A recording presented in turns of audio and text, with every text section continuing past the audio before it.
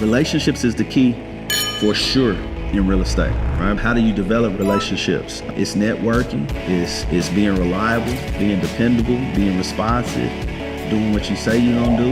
You know what I mean? If you're getting properties under contract, or you saying you're gonna be here at a certain time to walk a property, you showing up, or you sending somebody, and just being available and having a level of connection, and just, I mean, again, just doing what you say you're gonna do is how you develop those relationships.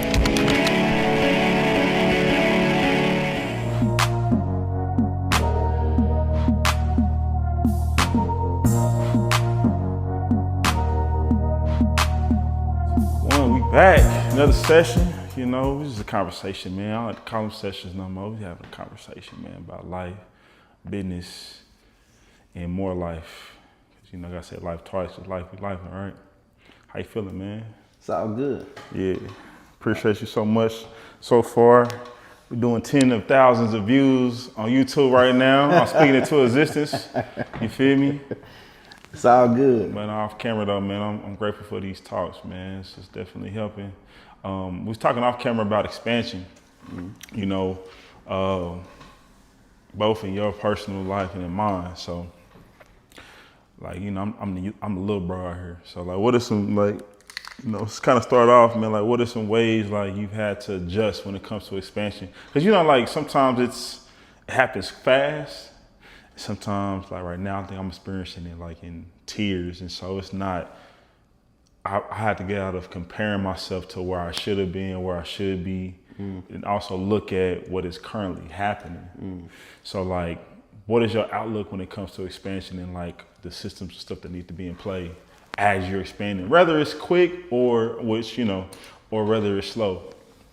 Man, well, as always, you asked me probably 3 questions in one. That's right. And I can follow it. So I think it's definitely all connected, and I get the gist of what you asking me. First, I would say, you know, with the expansion piece, and we talked about vision before, but just understanding, you know, one of the things you said in that question is comparison. Right? Yeah. And whether that's you comparing yourself to other people, whether that's you comparing yourself to what your ultimate vision was, and then like you said a second ago, life is happening, and, for sure. It may deter those plans. But I mean, having a vision and a plan that's truly yours, and being willing to reevaluate that, question what it is that you want, what you want life to look like, you know, with the new variables that come. I know you just had a child, right? And so, you know, it's not so much, as we talked about before, changing the vision. It's just including the new dynamics or the new additions or the new variables or whatever it is in your life, and how that impacts your vision and how it contributes to your vision. You know what I mean? Or how it could change what you thought you wanted before when life events happen. Sometimes that can help you put things into perspective of what's really important, and help you question, you know, some of the things that you really want versus maybe some of the things you thought you wanted at an earlier stage in life. So I would answer that by first putting that in there. You know what I mean? In terms of adjustments to expansion and how it happens, and adjusting to it. Specifically, we talking business, we talking life and family. If we talking business, again, having that clear vision, but not being able to always control the timing. You know what I mean? Timing is crucial. You know what I mean? I can't restate that enough in terms of the questions you've asked, and then just in terms of how important timing is to the vision, right? I tell people all the time, you're gonna get there, but it's gonna take you longer than you think. You know what I mean? You just gonna have to keep going and going. But also understanding as it comes and it happens fast, like not being scared of it. You know what I mean? Not being scared of what that expansion looks like, being prepared for it. You know, growth is a great mindset to have, right? But like you said, you got to be prepared for growth, right? God's not going to give you something you're not ready to manage, right? So if you can't manage what you have, it's irresponsible of you to ask for more. You know what I mean? And That's the mindset I think people have to have when it comes to growth. It's like, do you really have the capacity?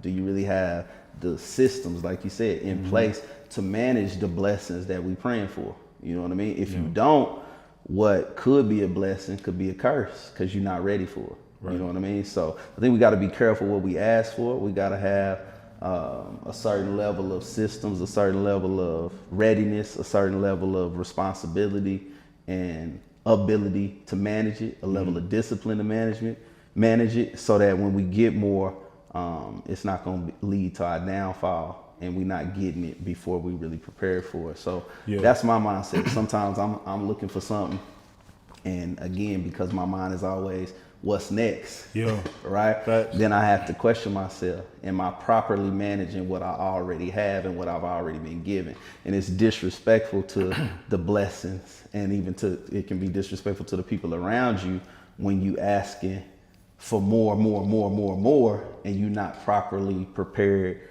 or properly and efficiently managing what you've already been given. You know what I mean? So being thankful for what we have, thankful for the journey, and being prepared for what's next. I think that's the biggest key in my mindset when it comes to expansion, is just making sure I'm ready for what's next before I try to jump into it and not be thankful for what I already got and not being accountable and responsible for what I've already been given. Yeah, I think that's where I'm at too. It's just like identifying what it is that I'm looking for next. Because it ain't always money. Yeah. And I think that's the tough part, because obviously it's a tool. Yeah, for sure. But it's also sitting with yourself to identify what it is that you need next. Right. And well, like you said, in that, I don't think I mentioned money. I could have. I'm saying for me, that's what I've experienced. I think that's a key point though, right? Because people can listen to what we talking, and whether we talking business, life, real estate, what specifically, a lot of times if we don't make that distinction, people can assume it through whatever lens they watching, right? And can assume when I say we need to be thankful for what we have before we ask for more. You could think I'm talking about finances just because we didn't specify, right? But that could be in your health, that could be in your relationships, that could be with kids, that could be with your living situation, that could be with an opportunity, it could be with finances, but it could just be just managing your day-to-day and what you have. You know what I mean? I think the preparedness piece is definitely something that it takes a mature individual to be honest with themselves to say, if I was given what I've been praying for, am I ready? Right? I don't think most people ask themselves that question. Right? And I have to ask myself that questions at times because again, the journey of life and being grateful and being thankful for where I am currently, like it can be a situation where it can come off that you're not being thankful and you're not being grateful, right? Because you see the possibilities and you do see what's next, right? And so just reminding yourself like how far we've come, and again, whether that's in relationships, whether that's spiritually, whether that's financially, whether that's mentally, morally, we were from where you started to where you are. Hopefully, there's some evolution and growth in that, and then to get to the next level in whatever realm we talking about, like it's some changes that gotta happen. It's some management that gotta take place. You know what I mean? So that's the way I see it overall. Yeah, and I reflected, I think today, man, just about like, you talking about living situations. I remember when I was a couple of years ago, I wasn't even long ago, I was in my car, bro, I was thugging it, you know, because part of me hadn't really defined what it is that I was needing and desiring when it came to business. And so I was doing everything, right? And so I reflected on that today. I was like, man, I remember when I was a couple years ago, bro, I was in my truck, I was sleeping in my office, something of that, right? And it was in those moments where I still had kids, but it was just like, they weren't necessarily with me at the time, but it was still like, man, I still gotta go figure out how to do it. So I think with the vision part, going back to the vision part, because sometimes the vision that you've been given, it's not full. Like like it's there, you don't see it yet because it hasn't played out yet. But even just having like that blind faith of like knowing like, nah, this is what I'm supposed to be doing. Like I was saying, I had a garden project Tuesday, and I was out there for 4 hours, bro. I had like at least another 5 hours in me, maybe 6. It was just in me. It wasn't like, it didn't feel like work. I was working, but it wouldn't feel like work. I was shooting content, you know what I'm saying, like my own stuff. But I know long term, you know, now even when I'm 80, 90, I say I'm gonna live to 100, be out there, that's gonna be my thing. So I think, I guess, what are some ways that maybe you found out when it came to like you saw your vision for what you know your life is supposed to be like, or not I said that's supposed to be like your vision that you've been given, but like how important that was for you to like say, even if it don't look like I can't see everything, I'm just gonna keep going, like that blind faith. Yeah. What's your practices when it comes to like blind faith? Man, prayer. Yeah. You know what I mean? Prayer, silence, sometimes isolation. Yeah. You know what I mean? Absolutely. I think being willing to cut out the noise. You know what I mean? Willing to make the sacrifices of not really worried about what's going on outside of you. You know what I mean? Because I think in the world that we living in, everything is such at a high pace. Right? Distractions. There's so much stuff to do. There's so many places to go. So many people to see. So many things to see. So many cool things to do that, you know, there's a level of people who believe that if everybody don't know what's going on, or you're not constantly having motion or chasing clout in the in crowd, especially when you start talking about, you know, just the dynamics of creators and entrepreneurs and people trying to find their way. It's a lot of stuff that can be distractions along there, right? Yeah. Whether that's partying, whether that's clubbing and drinking, whether that's, you know, playing video games all day, whether that's going to the bar and having a drink, whether that's chasing women or chasing guys, if you're a lady or whatever the situation is.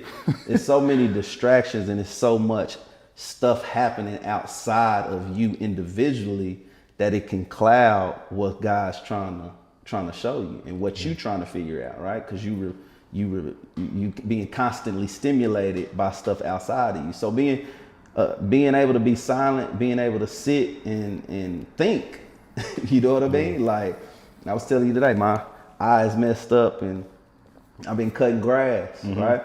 And we talked on the last session about how cutting grass was one of the things my stepfather made me do, and I hated it growing up, right? Yeah. But I find solace, bro. I live on some land, right? So I ain't got no little yard.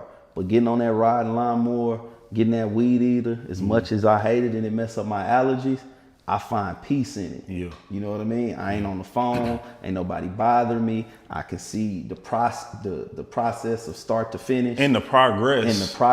Of it. And it's satisfying. Yeah. It's therapeutic for me. And it's my time to think and be out in nature, out in the sun, sweating, sneezing, dirty, and just like, I figure a lot out there and in the shower. You know what I mean? Thanks. And them was the two places most of the time ain't nobody bothering me. You know what I mean? So to get the clarity and being willing to be isolated and being in those moments and really getting at the core of who you are and what you want and just having that time to think, reflect, plan, pray, talk to yourself, strategize.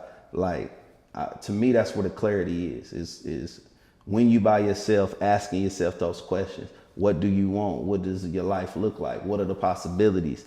Do you still want what you thought you wanted last time you was in those elements and isolated and by yourself, and how your perspective has changed and what has happened?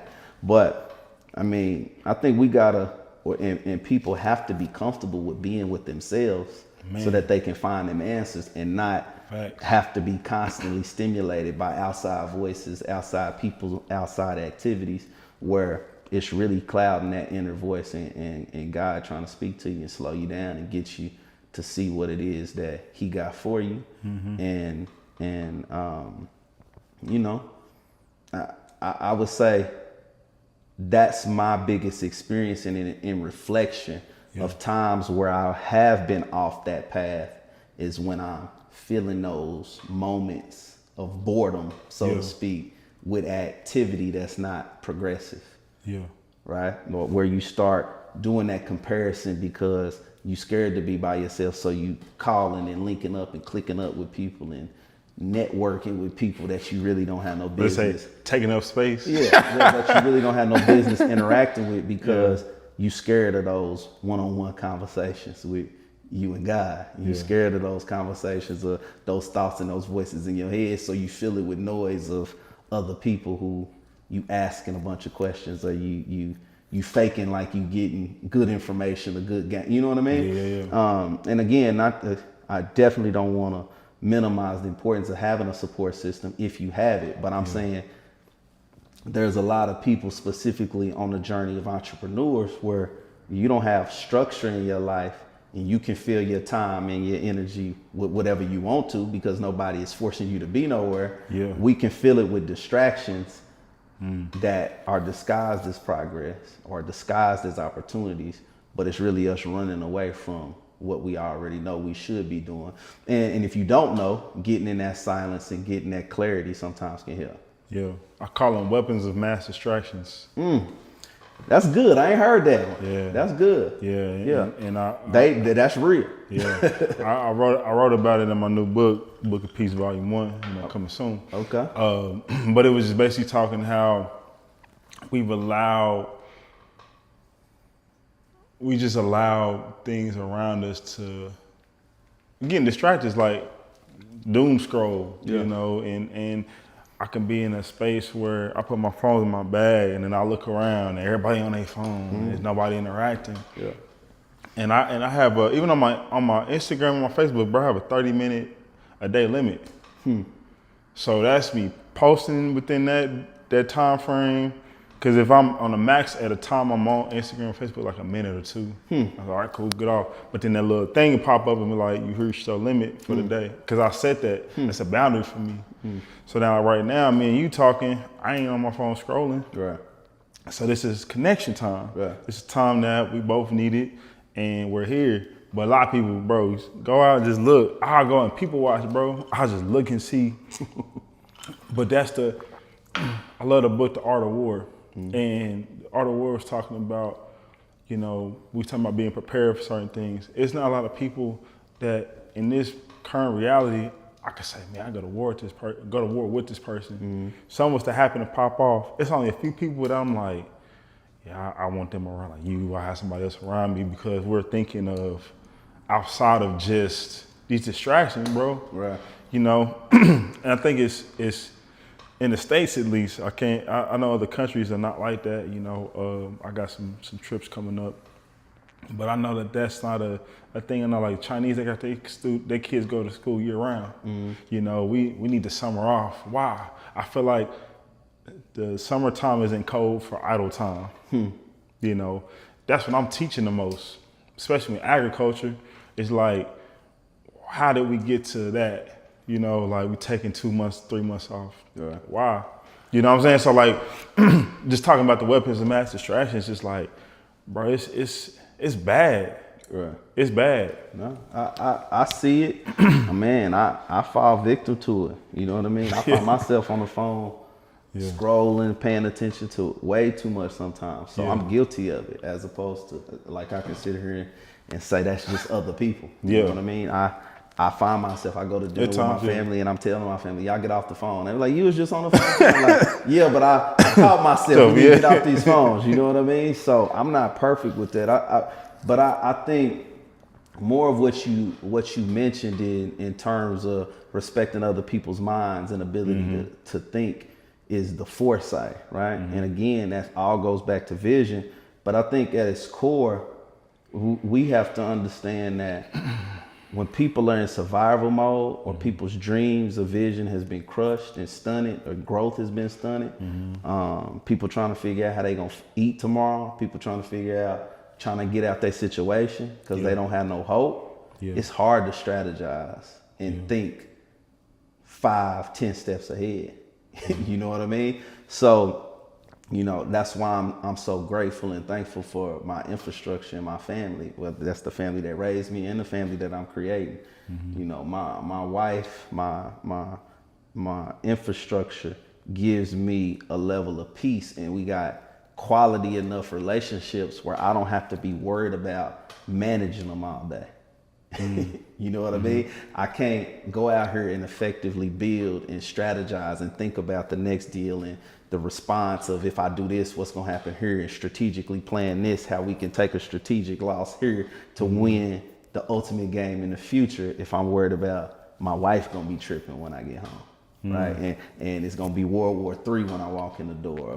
My son don't fool with me, or I don't, you know what I mean? Yeah. It's like, again, having that solid foundation, I don't want to be too critical and act like I got the perfect life, because I don't, right? But I am grateful and thankful for the strong relationships and the people that I have had in my life that allow me to think 3-4 steps ahead, because I can worry about that as opposed to worrying about stuff that should already be solid and locked in. You know what I mean? And so when you don't have that infrastructure, you don't have that backbone, you don't have that home base solid, even if it's just you, even if it's just with you. That's where I'm at. You know what I mean? It don't have to be a family, it don't have to be parents, it don't have to be wife. It's just, have I mentally got myself straight enough where I'm clear and locked in to where I can now plan and strategize for my future, or I'm at war internally because I don't know what I want. I don't know who I am. I don't know what's for me. I don't know what in my past is my fault versus it wasn't. You know what I mean? That's an internal battle that, you know, it's so many lessons and so much chatter mentally that can be happening. And we've talked about mental health before, but that is mental health. You know what I mean? So we got to have outlets, we got to have releases, we got to have support systems, solid foundations.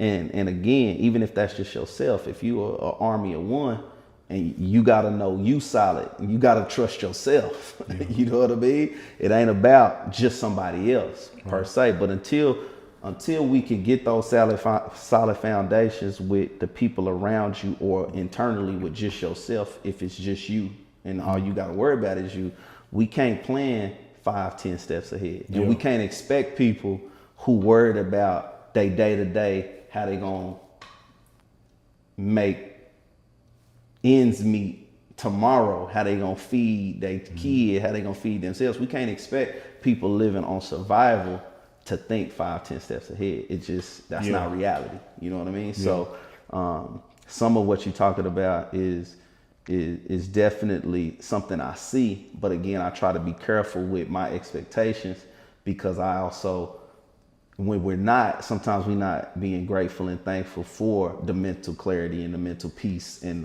the foundation that we got. You know what I mean? So that's what I see in terms of who I'm willing to go to war with. Most of the people is, they can think 5-10 steps ahead of me, because I'm watching how they handle in their personal life, and all of that's in order. So they ain't scattered brain and tripping all day. You know what I mean? They ain't worried about getting a crazy text message from somebody who trying to mess up their day, and they scared to go home. So they gonna go to the bar after work and stay there till 9-10 o'clock, because they don't want to be at the house. You still gotta go though. You know what I mean? So that's the way I see that. Yeah, I think just to veggie back on what you said, you know what I'm saying? I used that one before, you know what I'm saying? You don't do the pork, you feel me? But it really, again, I like to speak from my personal experience, because I don't like to talk about anyone that's outside of me. But, you know, being in survival mode, I think now this season, although I just had my 4th child, man, I think now in this season, this is the most solid my foundation has been. So now congratulations on that too. I've told you congratulations off camera. Yeah, thank you. Congratulations. Appreciate it, man. For sure. But it's just the most solid my mental foundation has been, because now I'm just balancing about, you know, time with you know, kids and newborn, but also I'm worried about, like, and I need a little something extra in my pocket next week, you know, whatever, you know, fill in the blank is. But now I believe that it took me a while to even get to that point, you know, because I was worrying about finances, you know, and so then I had to say, well, what did I do about it? You know, like hard on myself, but then also give myself grace, you know, because I had to redefine what it is that I want. Like my media company, you know, it wasn't a media company now, it's a solutions-based company. It's like I'm solving problems for people. It's bigger than media. Media is a part of it, but like I'm a great problem solver. So people now pay me to solve problems for them. So then I had to change the outlook on that. So once I did that and changed the model, that's when I really started to see the expansion. So, you know, it took me a while though. So like with you, because I'm sure you had to pivot a lot, you know, going from the mental health spot to the real estate spot, kind of recovering some stuff we talked about last session. We got a little too detailed, but I want to kind of be more loose on this one. But when it comes to, for example, pivoting from mental health to doing this full time, like what are some things you notice about yourself when it came to just like personal development? Man, well, again, you hit me with four or five things. Did I? Yeah, and they all poignant. They wasn't all questions, but I gotta touch on all of them. Yeah. I think at its core of what you said, even in switching your media company to in terms of problem solving, I think that's powerful for you. But I think to the audience and especially to people trying to get started in any entrepreneurial endeavor and starting business, is that's what business is. Yeah. It's solve a problem. Gotcha. Right? Facts. Whatever problem a company is hiring you to solve for them is why they paying you, right? In mental health, if that's the industry, the problem you solving is trying to have people grow, help them get clarity, help them hit their goals and objectives for their life. That's the problem you solving. In real estate, the problem I'm solving is either providing home opportunities for people to live in rental properties or owner finance properties or Airbnb properties. It's filling a gap and a void. You know what I mean? And at its core, the bigger the problem you solve, the more money you make. The more problems you solve for more people, the more money you make. You know what I mean? So at its core, that's what business is. In terms of pivoting, I think understanding that principle is a great principle to understand, because I can understand how now I solve a larger problem for more people, which is why my company is larger and the numbers are larger in the industry that I'm in, right? So in terms of skills to pivot, you know, we've touched on that a little bit before in terms of how to just read people, understand people's needs, understanding what people's problems are and how you can add value and how you can come in and add and give a solution to whatever the problem is. I think at its core, the more you look at the world and the more stuff we talk about even here, like we could talk about all day of what's wrong with society, what's wrong with the culture, right? But the people who gonna figure out the solutions to these problems are the people that's gonna be talked about in history. And the people who recognize that these are problems and the magnitude that they are and come up with innovative solutions to fix that and to diminish it is the people that are going to be talked about in history. You know what I mean? So, you know, pivoting from one industry to another, I think it's different for each individual. For me, it was a natural progression because real estate was always something that I had a level of understanding of, and I actually was a real estate investor before I got into the mental health industry. I started my mental health facility off of being able to buy and flip a property. You know what I mean? So in terms of pivot transition, it was more, again, about the timing, the market, the opportunity being there, and the market shifting in the real estate industry and the market shifting for what I was looking to scale into the real estate industry. But the principles and the ability to solve an issue, the ability to provide housing opportunities to people across the state of Oklahoma is a big problem. It's a huge problem. I mean? And so it made sense for me to evolve and take my skill set of what I developed with my staff and people and relationships and apply those principles to a different industry. So overall, I would say that's how I look at any business that I'm looking in now at this point is what problem is it solving? Is that problem big enough? Is the margins big enough? And what's the impact and what's my market advantage to get into that industry? That's how I would look at anybody who's looking to pivot. Yeah. You know what I mean? Anything that's interesting you now that you interested in investing in? Yeah, man. It's some stuff I'm interested in. I won't say I can't speak of. I think it's early. Yeah. You know what I mean? And I'm looking at a few different industries. I've been having meetings and a lot of conversations lately.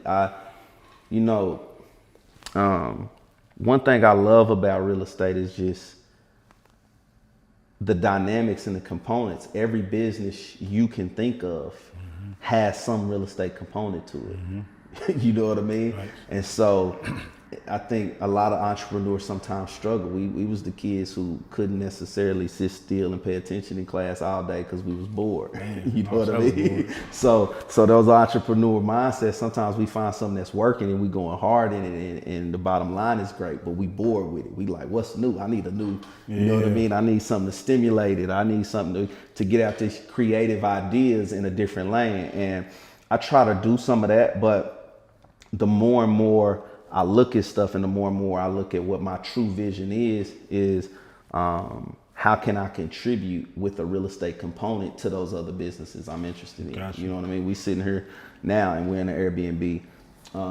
That you own? Yeah, that I own. There you go. And there's a commercial building across the street that I own and I have tenants there. You know what I mean? They've been great tenants so far. At one time, I thought about opening a club or opening a bar and lounge. You know what I mean? But the risk and the management and the stuff that comes with that would get me out of my wheelhouse of being a real estate investor, Gotcha. right?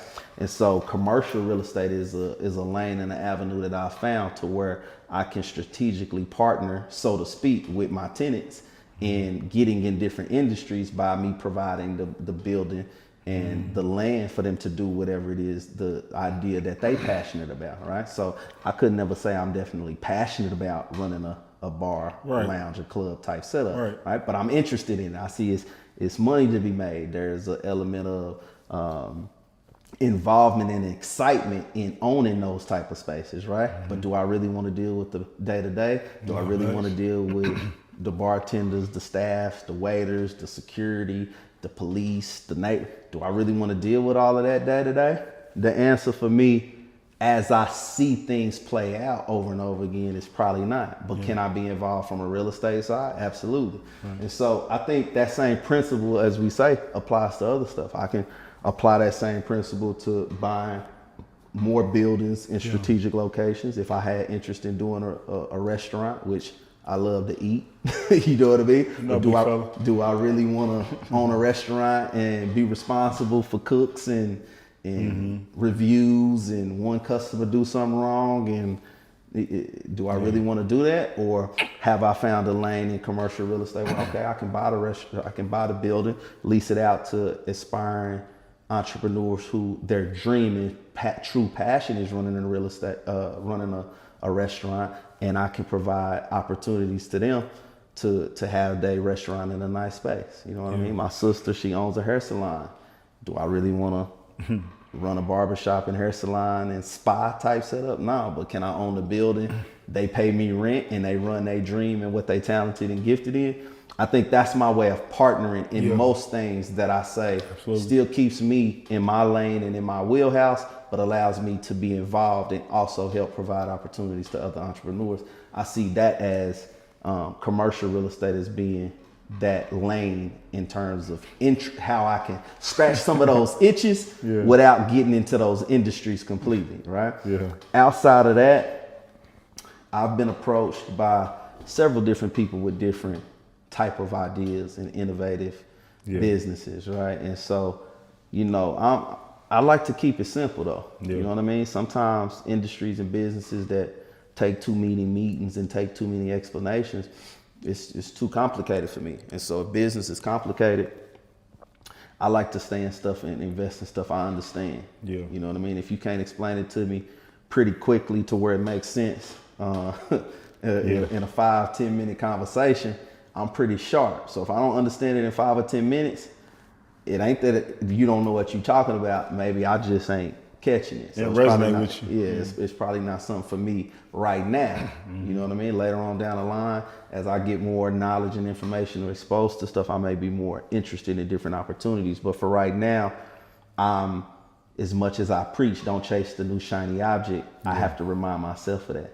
You know what I mean? And so while I am interested in other industries, I haven't committed to jumping none of them full. And as of right now, I'm sticking into my lane of being a real estate investor. And that don't mean if somebody got an opportunity, again, if they can make sense in 5 or 10 minutes, I'm all ears. You know what I mean? But I'm trying not to get distracted and pulled into too many ways. So but there is one specific industry I'm eyeing to invest in or possibly partner with another guy, another group. But I won't speak on that too much right now. Yeah, I look and see what investment looks like when it comes to, like you said, certain industries. The biggest thing right now I would say is like I want to get your input on like, media is king right now, and like when it comes to having like these media companies, bro, I really see us all collectively having our own separate industry. So for example, me in the media space, I wouldn't say my biggest thing is investment right now. My biggest thing is really copy and pasting what I'm doing to, like you was talking about, we talked off camera about the film idea you had, essentially I would want somebody to be like, hey man, I got this idea, they put their own funding up, or for something where we could, collectively do something, get a grant, because it's a lot of grants out there for all this type of stuff. Yeah. But when it comes to becoming like a industry titan, like as our people, because everybody think they got the answer in like rallies and protesting and boycotting. I ain't saying it's not effective, but it's only so far. What are some of your? This is the question. Just let you know. Just I don't throw too many things at you. Nah, you good.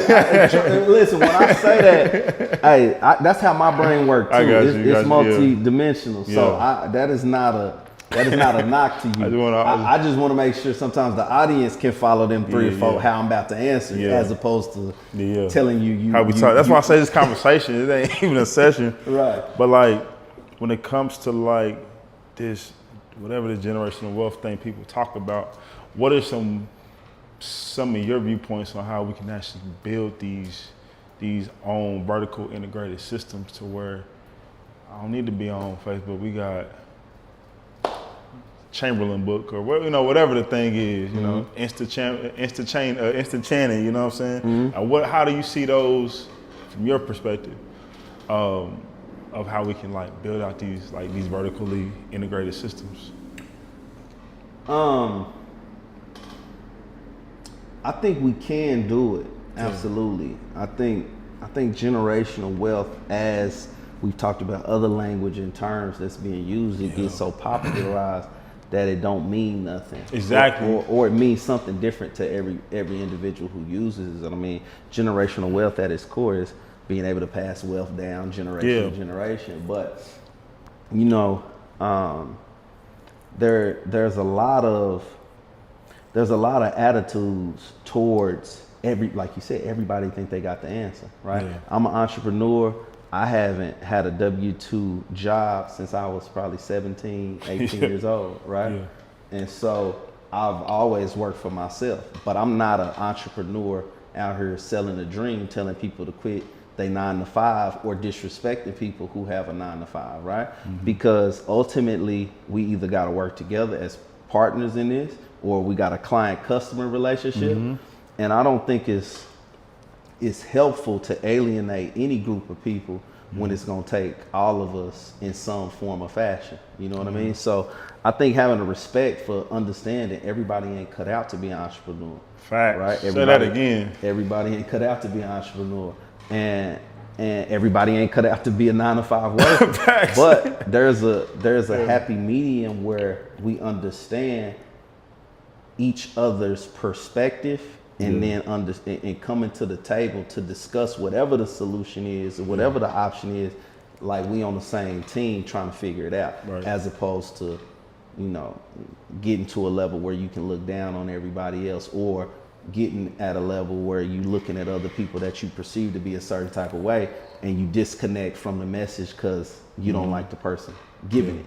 You know what I mean? Yeah. So, you know, being vertically integrated in terms of, bro, we got to be, if we talking about doing business, we got to be open to doing business with the market.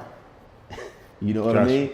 And explain that just some clarity to what you're saying. I mean, when you start talking about passing down generational wealth, again, real estate is a great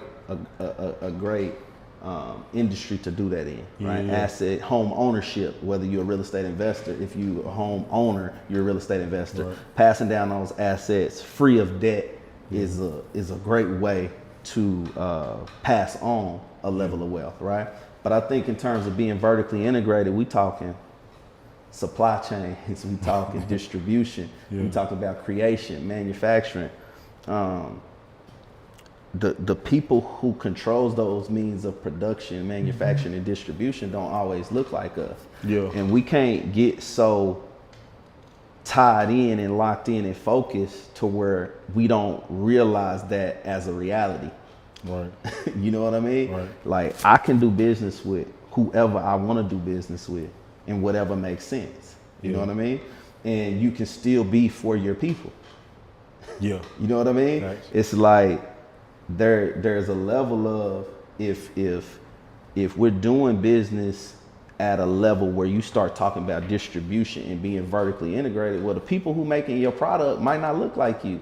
Yeah. Is that against the code of what you're trying to do in terms of business? Right. I don't think so, because some of this is we just dealing with the reality that we in. Right. You know what I mean? So I don't think we have to own every element of everything. Okay. You know what I mean? I think a level of participation and a level of control is really what we can ask for until we can get into certain industries where ownership and control is something that we can have. Right. You know what I mean? But some of this stuff we got to be able to participate before we can take it over. Yeah, fact. You know what I mean? Absolutely. So again, man, it's a lot of different perspectives on that. It's a lot of different people who would look at it a different way. I think, you know, one of the things that we have on from a branding standpoint is you made shirts for me. How long ago was that? You made 5 years ago. I would say probably 5-6 years ago. Okay. You made me some shirts that say equity and ownership, right? Where we going out and from a real estate perspective, that's what we're looking for: equity, ownership. Equity in a home is the house is worth $400,000. You owe $100,000. Your equity is $300,000, right? Ownership and control of those properties. Then I have another shirt that says "Be the Bank." You know what I mean? And you created that. And this goes to one of the things, again, that's a common theme of our conversations is certain things that on the surface without further explanation can seem hypocritical, right? Because I got a shirt that says equity and ownership. Right. Then I have another shirt that's specifically to Be the Bank. And the tagline says banks understand business at the highest level, own nothing, control everything. Right? And so it's like, okay, again, I'll say that again slowly. It says Be the Bank. Then it says banks understand business at the highest level. Own nothing, control everything. Right. Right? And so a bank understands that they don't have to own everything to control it. They control it with the resources, the funds, and a lien. And if they don't get what you agreed to give them, they don't have to ask you for nothing because they control it. Yeah. Right? Now it's yours and you own it as long as you pay. But if you stop paying, they own it. Yeah. Until you pay it off. Until you pay it off. Yeah. You understand what I'm saying? So, But then not to cut your wisdom, but then do you really own it then?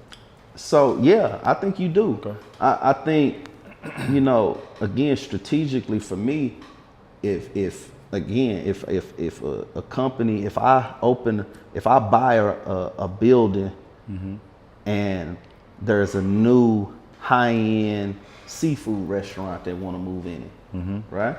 Well, they own the restaurant, but I own the building. Gotcha. Okay? Right. So the concept of be the bank is they own it, IP. but I control it if they don't do what our agreement is. Now, you don't have to take advantage of the fact that I don't have to take advantage of them because I own it, because in those situations we would have a lease, we would have an agreement. But there's expectations and roles that On both sides. On both sides. And as long as they meet their term of agreement, that's theirs. And I want them to have it. I want them to flourish. You know what I mean? As far as I'm concerned, we partners. I have a vested interest in seeing that restaurant succeed. But if they don't pay, Yeah. we gotta do what we gotta do to be made whole, because I have debt, bills, stuff that come along with my side of that agreement. You know what I mean? Yeah. So I think understanding how we can participate in business and commerce and exchange without thinking we gotta own everything, right? Yeah. Not without thinking everything gotta be my name, or I don't want nothing to do with it. Everything gotta be, I gotta get all the credit for it, and if don't nobody know I own it, I don't want it because somebody else gonna shine. I think that's what limits a lot of our progress, because we don't understand business enough, and we don't understand the current structure and means of production of how the current system is going. And so a lack of understanding has a lot of people fearful to even participate. Scarcity phobia. Yeah, and if we had a better level of understanding, more people would be wise in how they interact and how they strategically think and plan about how to engage with business and commerce and productions and suppliers and the supply chain of whatever it is your industry needs. You know what I mean? And so participating in business and participating in suppliers and commerce and developers, or people who can provide a service or a product to your company, they don't always have to look like you. You know what I mean? It's actually going to be hard to have all of those things at every level to look like you. But that doesn't mean that you can't engage in that in a strategic and thoughtful way, and then use the profits and the equity and the resources accumulated by engaging in that process to give back to your family, to give back to your community, and to give back to whatever causes and whatever is important to you. You know what I mean? So I think we gotta be aware of where we are in society, where we are in America, what the current system is, and then figure out ways that we can revolutionize it and change it, or figure out what ways that we can participate in it and use the resources to benefit and advance our people. Yeah, I think that's the part about that worries me long term, you know, is like you were saying, if my name's not on it, I don't want nothing to do with it. That's a defeated mindset. Yeah. That's a weak-minded person. It's a lot of people chasing clout and not respect, and not the generational wealth. You know what I mean? So a lot of people use that generational wealth, use that boss and entrepreneur mindset, and it's all really hashtags and posts. They don't even really mean it like that. You know what I mean? So I think, again, we talked about that even in mental health, and the labels and the terms that we just throw out and use out there. But until you really sit down with a person and have that dialogue, like when I see certain stuff like that, I see it so much, it loses its meaning. You know what I mean? It don't mean to me what it might mean to you when I see somebody post that. It's not a knock to them, but you know, there's so many different train of thoughts. There's so many different people who attach themselves to certain movements, to certain ideas that they don't even fully understand. I think it comes down to what you just asked me. Like, what does that mean to me? I would need to ask that question to somebody before I participate in what they gave me, and they can say, hey, we looking to do this to build generational wealth. Mine is, if you tell me that and you want me to participate, I got a couple of questions for you on, so I can get clarity on what that means to you. If we can figure out what that means to you and we can lock in and we can build from that, I'm open to it 100%. But if we get to talking and I know you don't really even mean that, you just heard somebody else say it and it sounded cool for your hashtag on when you sent it to me, you know, I'm gonna be able to figure that out pretty quick too. Basically, you can see through that stuff. and it's not a negative way. It's like the thing. All right, I'm gonna let you finish. The thing I want to say about our collective people is I don't use my platform to talk about have these conversations, but You said you don't want to use your platform? No, I'm saying it's like I don't want nobody to see this and see me bashing folks. Oh, absolutely not. So I'm so more in clarity of like, even with me and you, for example, we've had differences at times, but look at where we're at now. Right. You know what I'm saying? I believe that it was me standing on my principles and what I felt, and me also speaking up for myself and saying, hey bro, I don't want to do that, but I can do this. And you doing the same thing on your side.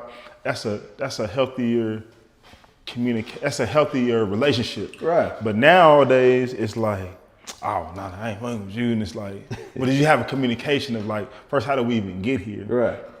Because sometimes I don't think it's an in-between. It's just like, I'm gonna mess with you, I'm gonna cut you off. And it's like, but what about, we can't build nothing that way. That's shaky foundation. Right. You see what I'm saying? Yeah. So like, that's the thing that I want people to understand is like, not to say all or nothing. Look at it for the collective.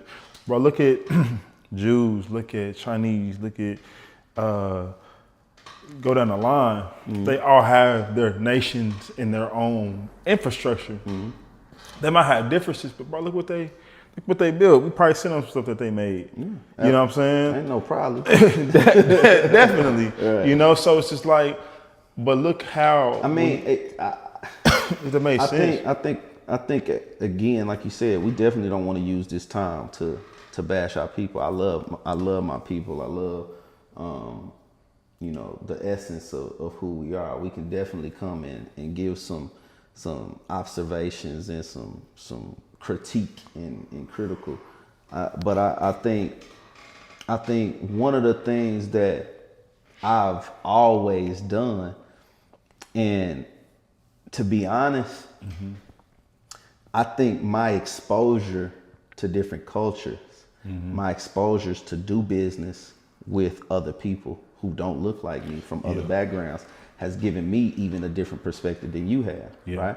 Would you say, how much would you, let me ask that in the form of a question, how much would you say your interaction in doing business with other cultures in percentage? How much of it is your people versus a different background? I've gone through some because I've had to. Give me a number. Give me a percentage. Percentage of the. How many of your customers, clients, interaction, business day to day is with people that look like you, or from another culture? Our people? Yeah, about 80%. 80%? Maybe 90%. Okay, so I think that taints your perspective some. Okay. Right? Now, on one end, there's people who do business with their own people all day, every day. Yeah. So then they equate all negative experiences to this is how my people operate. I think that's flawed. Okay. Right? And I think it took me to get to a level where I interacted with other people from other cultures to see that it's bullshit, it's liars, it's fakers, it's pretenders, it's manipulators that look all kind of different ways. Facts. So when we don't have the experiences to interact with other cultures, we attribute all of the negative attributes and experiences that you have into, oh, that's just how this group of people is. And it's not true. That's how people and humans are in general. It's not tailored to just people that look like us.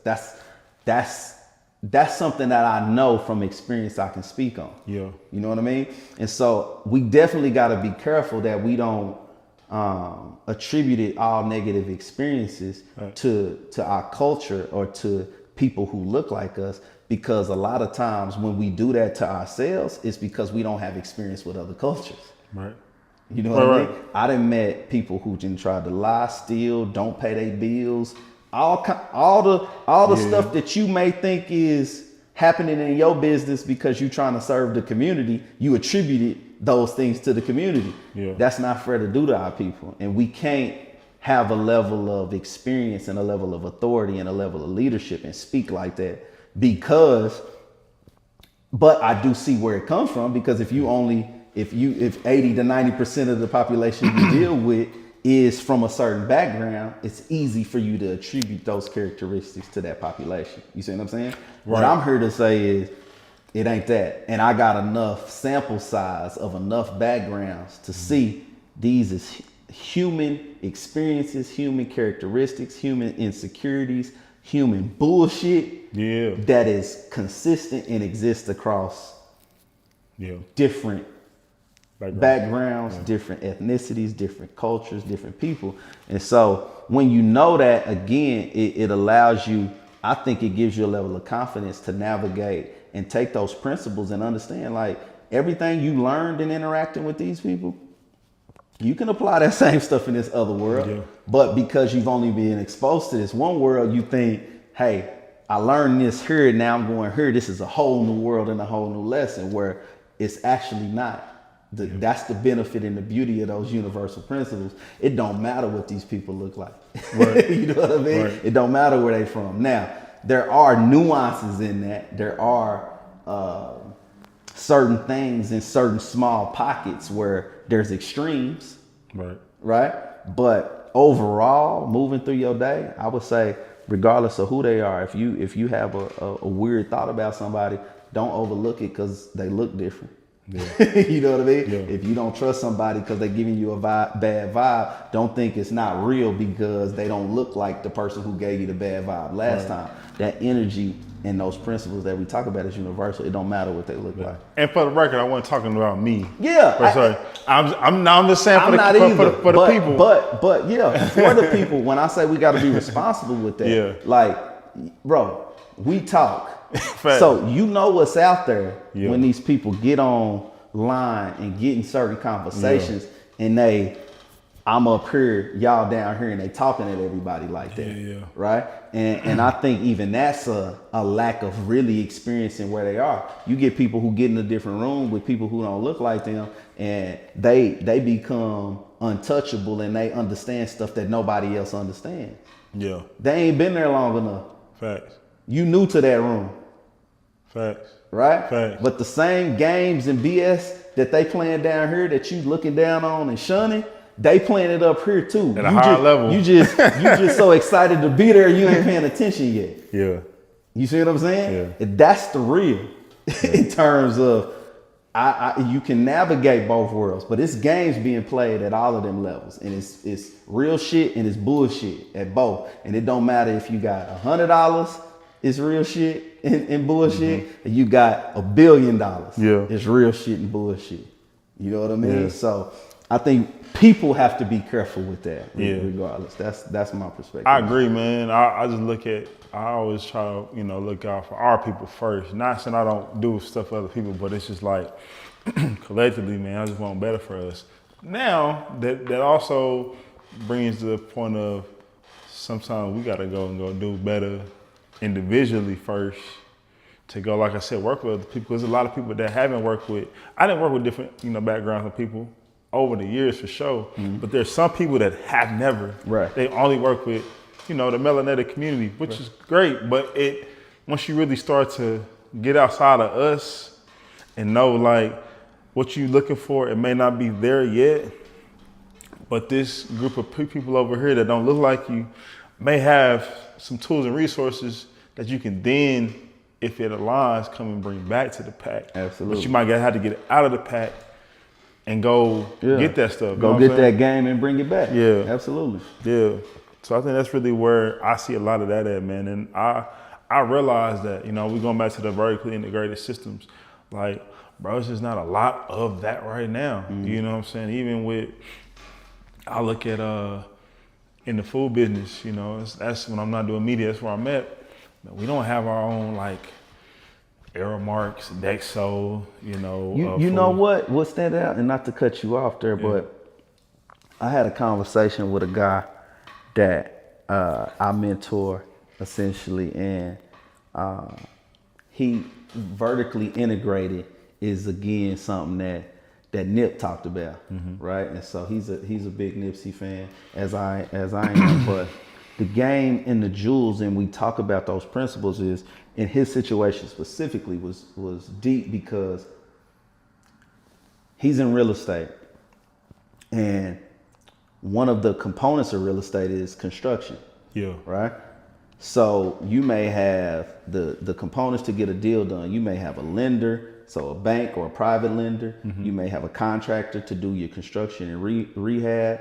You have the investor putting up their money, down payment, or if they raise an equity or however they doing it. You may have a title company. You may have a real estate agent to sell the property or dispositions, depending on how you structure all that. So let's just say those are the 7 things that. And those are all different systems too. Those are all different things, right?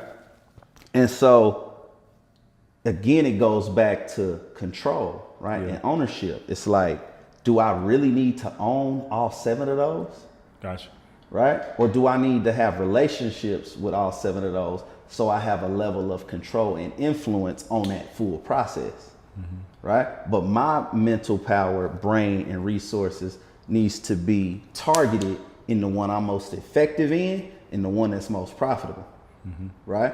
And so having a vertically integrated mind is great in an industry where it makes sense to do that, where the means of production or the profit margins and your strategic advantage or niche advantage is advantageous to take advantage of in multiple sides, or you can do one that you can duplicate.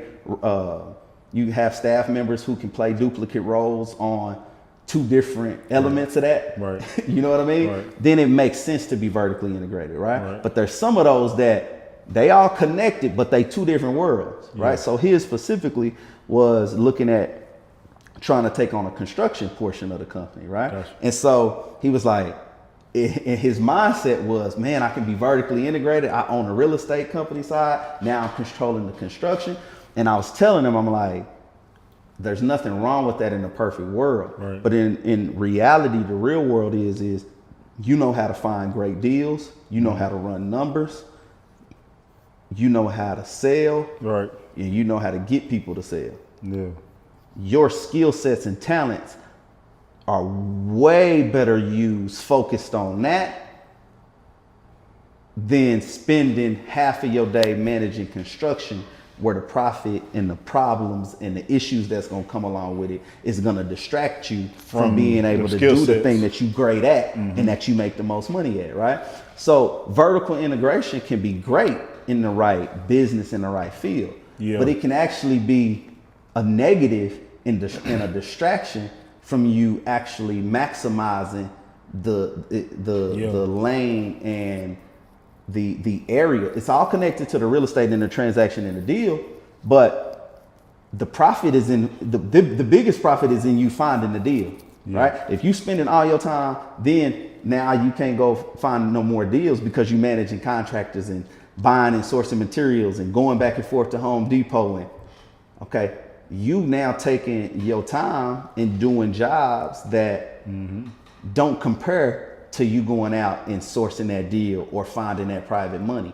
That's where your time is best used. Right. You see what I'm saying? So I think I needed to say that from a vertical integration standpoint, because I think sometimes you could find the way to be most productive, but you think you need the other piece to get started. Well, really the other piece is going to stop you from maximizing the piece you already found, and you talented and good at it. Yeah. You see what I'm saying? So you got to be careful with, just like we talked about generational wealth. I would say being vertically integrated is another one of those terms that it means something, Right. and it's powerful if you can control all aspects of a transaction, but only when it's necessary, only when you have the systems and processes in place or the staff or the infrastructure to support all of those means of production where you can be vertically integrated. You see what I mean? Yeah. But if you ain't got to that level yet and you don't have that infrastructure, let's focus on the one that's making this wheel move, that's making this wheel turn, and that you good at and that you can reproduce over and over again. You follow what I'm saying? Yeah. I think that's key, and that's very important to people who hear that vertically integration thing, is to ask themselves those questions and make sure before you take on any other those aspects of those businesses or those transactions that you've mastered the one that is the most profitable and the most consistent with your skill set and your current infrastructure. Make sense? A lot of sense. You sure? It's good, man. All right. Sharon Chamberlain, y'all, in session. No doubt.